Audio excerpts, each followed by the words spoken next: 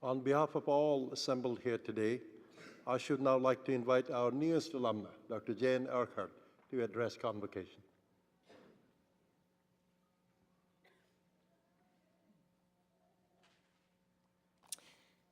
Before I begin to read this address that I wrote last week, in fact, and worked on a bit this week as well, I would like to say that I feel we should all be mindful of the two members of our armed forces who served this week and who died in service.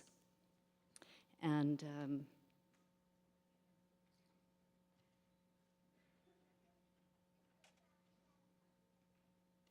Mr. Chancellor, President Chakma, Dean Milda, parents, friends, and ladies and gentlemen of the class of 2014, congratulations to absolutely everyone.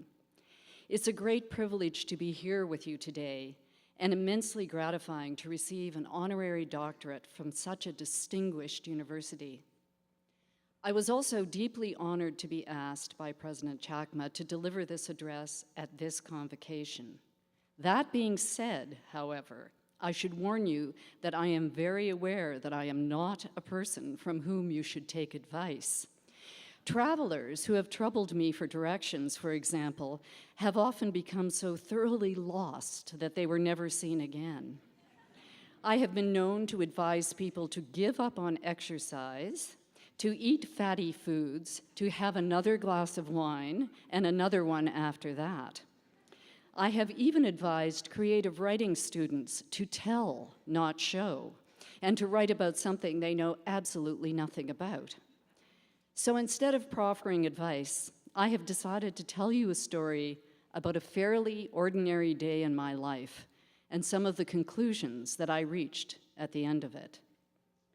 15 years ago, in a mountain cottage in County Kerry, Ireland, I attempted to compose a poem entitled "On Driving Over Ballacasheen and Ballakbima Pass" in order to purchase a book by Vikram Seth.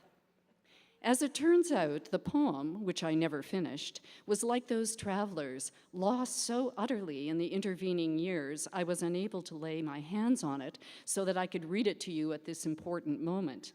And that is likely a good thing. But at the time, I believed that the idea, or perhaps the experience that preceded it, was one of the more interesting that I had ever had. Partly, I think now, because it was one that was trembling on the cusp of technological and sociological change. One of the things about getting older, as you will undoubtedly discover by yourself, is that we are always trembling on the edge of some great technological or sociological change. But very rarely do we know this until the change we are trembling on the cusp of has become firmly in place. In my case, the change that I was paying attention to was not the one I was trembling on the cusp of, but nevertheless, I shall endeavor to describe it to you. The mountainous part of County Kerry, where the cottage was situated, was not electrified, or as the Irish would put it, did not get the electrics in until 1979.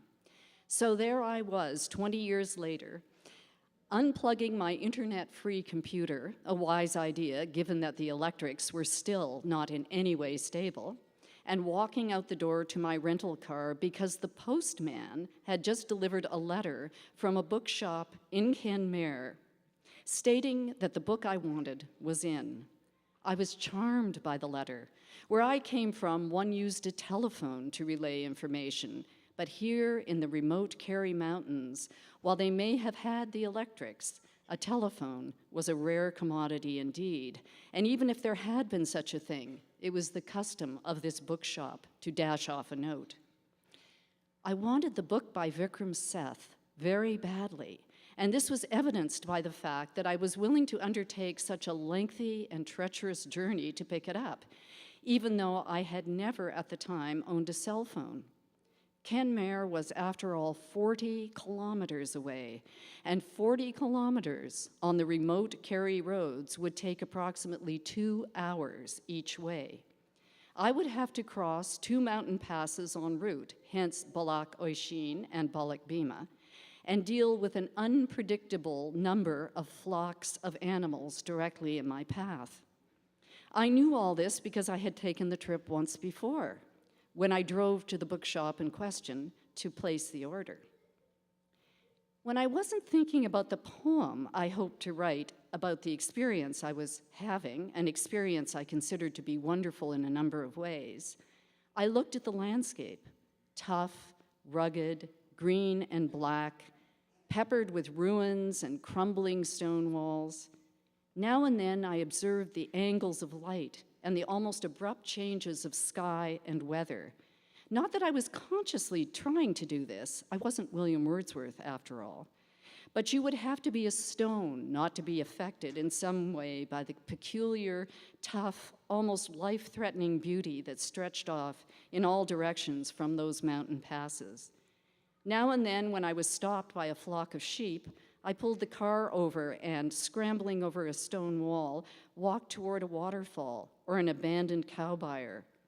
There was a great deal of narrative in that landscape, really, in that evidence of human aspiration, and the failure of that aspiration was visible everywhere one looked, in piles of stones, abandoned roofless cottages, and in the small, hard-won green fields that were being reclaimed by firs and gorse. But I am not here to talk to you about human aspiration and the failure of same. I am not even here to talk to you about human aspiration and its successes. What do I know about any of that? I have held only 2 real aspirations in my life.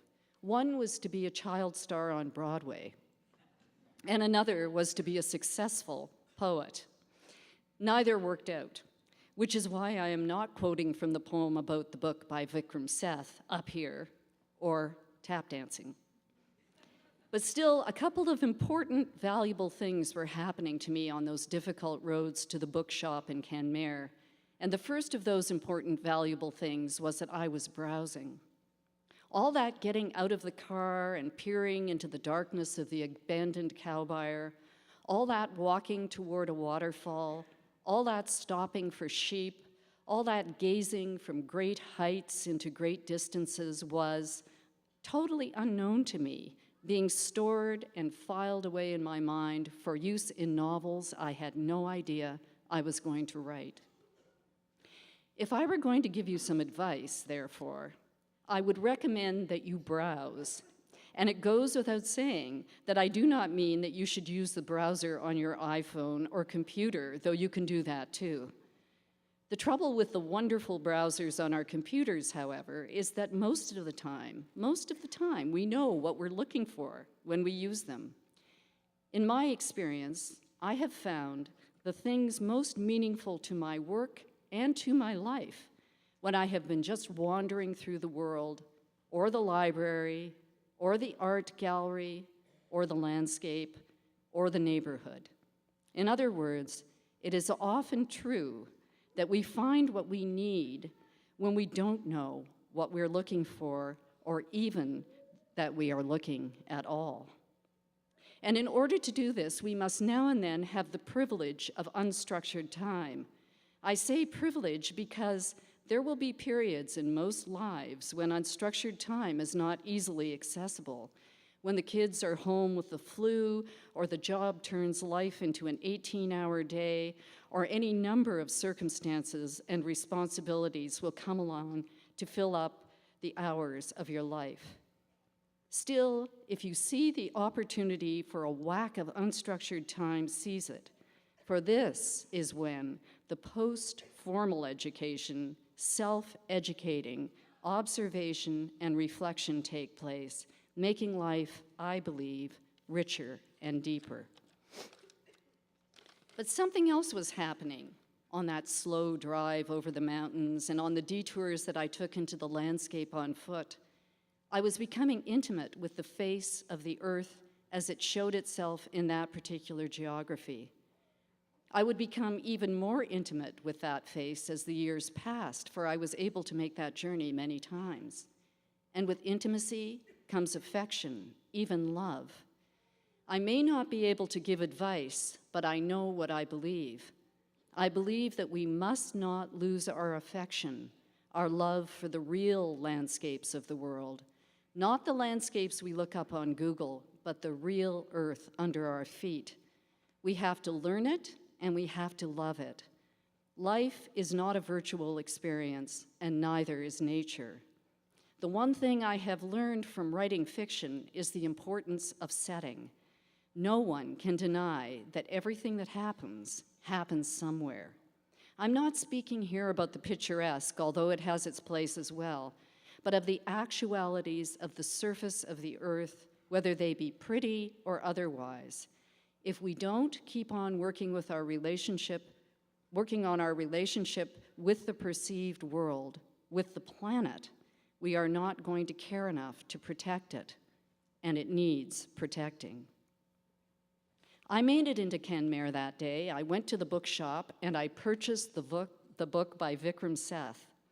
While I was there, I had a chat with the bookseller about Vikram Seth and other authors and books of interest, and about the journey I had made to get there. I have said I never give advice, but let me suggest that you let at least one of the few remaining independent booksellers into your life. What we talked about was how the difficulty of access was one of the most important aspects of the sacred, and how treasured and remembered this volume would be in my life because of the long journey that preceded and followed the purchase of it. I thought about this all the way home while I looked at the mountains and the crumbling stone walls and abandoned cottages and cow buyers under a completely different angle of light. And I've thought about it since. I think about it every time I look up information on Google rather than going to the library, and each time I order a book online rather than going to a bookstore and talking about literature with a bookseller who loves reading. I have also thought about it on a sheep-free freeway that takes me without incident or meaning from one place to another. It isn't the effortless moments that we remember. That which comes to us easily also slides easily out of the mind. The senses are often keenest when that which we try to do is difficult, time-consuming, and sometimes even exasperating.